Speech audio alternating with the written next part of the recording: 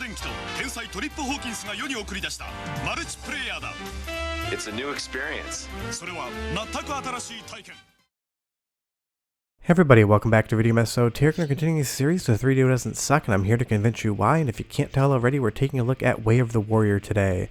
Now, I'm not here to say Way of the Warrior is some sort of hidden gem. It's definitely a C-tier effort fighting game, and it's definitely a Mortal Kombat clone, but it's got a lot of charm and a heart, and some of the development story behind how this game even came to be is very fascinating as far as the 3DO company and hardware development in and of itself is concerned. But before we get too far involved though, do me a huge favor, go down below, hit like and subscribe, and ring that notification bell. Definitely helps us out. And if you feel so inclined to want to support the channel, I got a Patreon link down below as well. Don't mind that pause there, I hit the wrong button. But this game was developed by Naughty Dog, the same people that would go on to make Crash Bandicoot and so many other games that you know and love. And what happened was the founder of the 3DO company, Trip Hawkins, contacted the developers themselves and offered to send over free development kits to start getting development going on the 3DO. The result of that offer is Way of the Warrior.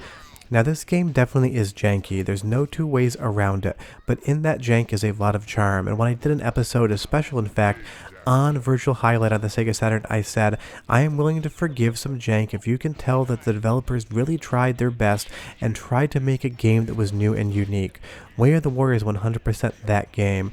The sprites are huge, they're digitized, they look as good as anything Mortal Kombat did as far as the size is concerned, and the backgrounds and the parallax scrolling all really do have a very interesting feel to them. And just like some of SNK's best games like Samurai Showdown, the camera can pan in and out and scale those sprites in real time relatively smoothly. So from a technical perspective outside of the fighting game engine, what Way of the Warrior is doing here is quite impressive. But it is a fighting game and we need to talk about the mechanics because if those are not sound, then honestly, what else is there to say? Now this game can definitely play stilted and the moveset is definitely limited. It is not a bad game, it's just a C-tier game, but there's a lot of fun to be had in those. And don't forget, so many developers made games that had a much bigger reputation and did a lot worse job. Go play Dino Rex from Taito, one of the best arcade developers of all time, and you will find one of the worst fighting games of all time. Way of the Warrior is just another fighting game that existed and you could have a lot of fun with it. I do love the art design, I love the 3D stairs there going up to that altar, and I love all of the Janky's 90 character design as well as far as the sprites are concerned. It seems like pretty much every fighting game back in the day just hired friends or small B-time actors to come in and pose. I mean, I'm not denying that that guy isn't ripped as all hell, but he's probably just somebody's neighbor that they said, hey, could you come in and pose really quick for a game? Or this Shaky Jake dude right here who's clearly not Australian, swinging a stick around, drinking and throwing knives while quoting Crocodile Dundee in the game. It is so hilariously over the top and weird, and that's why it is so much fun. But I love these arenas here as well. You get this 3D platform floating around while these people that are 2D digitized sprites fight on top of it. And once you do understand the moveset, the game does open up. It is not as fast and responsive as a game like Street Fighter or Mortal Kombat. It never had the chance to be, because the developers had never made a fighting game before, and even the first Mortal Kombat game can feel a little bit sluggish compared to later entries. But I do love what this game does. This arena right here is so much fun to fight, and you're going to see that soon that lava pit is going to open up, and it's going to be very risky to actually fight with inside of it. And that's the great thing about this game. Just like Mortal Kombat, it does have some environmental risks, because you're going to see right here as we go into the next match tied 1-1, suddenly the pit's going to open up completely. But watch what the CPU does. It's hilarious.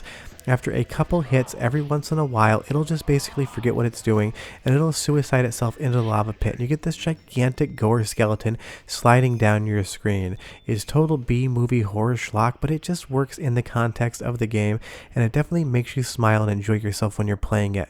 And even the FMV cutscenes here, it's not something you'd really see in games, especially in 1994, but Naughty Dog and the developers of Way of the Warrior brought it, and this yin-yang skull must be the most 90s thing you could possibly ever imagine.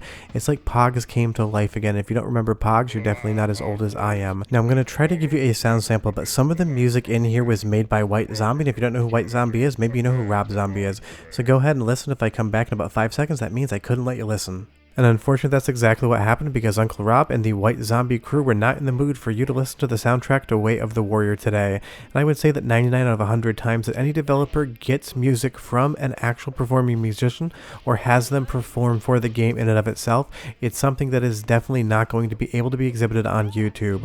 But I will say that White Zombie did an absolutely amazing job giving a soundtrack to this game, and it definitely fits the overall vibe. Unfortunately, it's just not something that you're going to be able to hear today. It doesn't happen often on the channel, but every once in a while I just can't give you that soundtrack sample that I love. But short of that, just be aware that the soundtrack's done by White Zombie and it's awesome, and we're going right back to voiceover. So you either heard 45 seconds of music or you heard me fill 45 seconds because I got a flag, but either way, it's not surprising that White Zombie did a lot of the music for this game, and I'm not even sure if that track was by them or not, because Rob Zombie would go on to make B horror movie schlock in the best way possible, the same way that this game is basically like B tier fighting game schlock in the best way possible. And I just do love Shaky Jake here with those classic 90s jeans on, but there's so many different characters, and you're going to find one that you do click with. Now this game can be difficult, and the CPU can be ruthless when you're playing it at normal difficulty.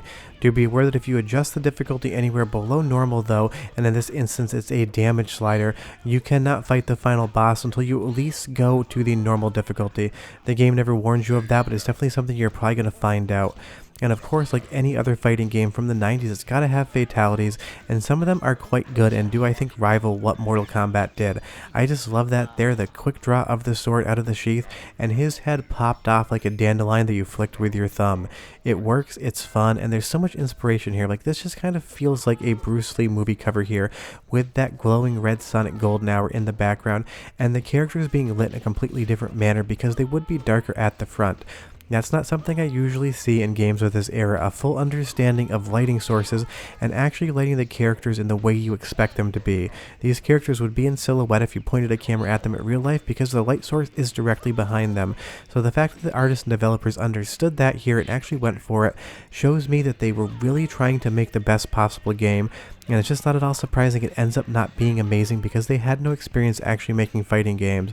But the attention to detail, the graphics, the world, you could tell they loved making this, and I give them so much credit for that. I'm willing to forgive a game that's not amazing if you can tell it was made by love, but I do not like a game that is competent mechanically but you can tell there's no charm in it. And look at Shaky Jake's eyes there. He just looks like an absolute wild man, and is probably just a dude that worked like one office over in a warehouse somewhere next to the Naughty Dog offices. Honestly, I probably could have looked up who the actors were, but my version of it in my own head is probably more fun than the actual story is concerned. But isn't it always our imaginations that tell us the better stories than the actual real life events that follow along with some sort of development process? And I do love that Jake has that fire breathing ability, and it's not just because it's a magical power, it is because he drinks alcohol and then spits it out of his mouth. But again, this game is just charming.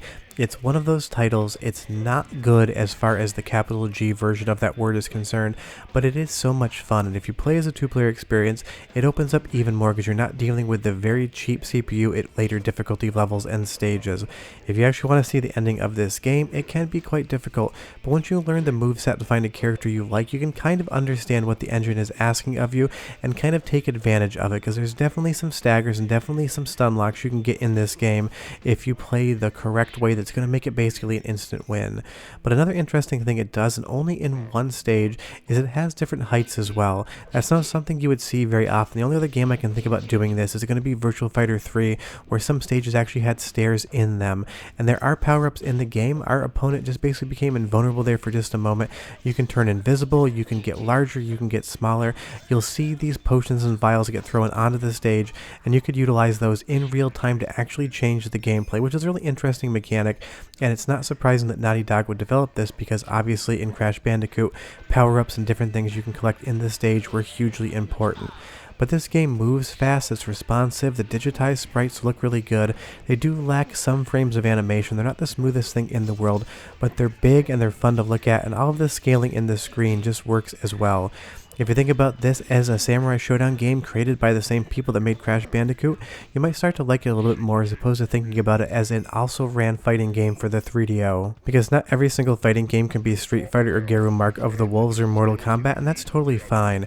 The B-tier fighter has a place. When I was doing FPGA testing on the Mr. Nintendo 64 core, I got more requests for Mace the Dark Ages than pretty much any other fighting game on that platform, and that's definitely no better than something like Way of the Warrior. This game has heart and charm, and it tries tries its best to be one of the best fighting games of all time. Did it come up short in that goal? Absolutely. Does that mean it's not worth playing? Not at all.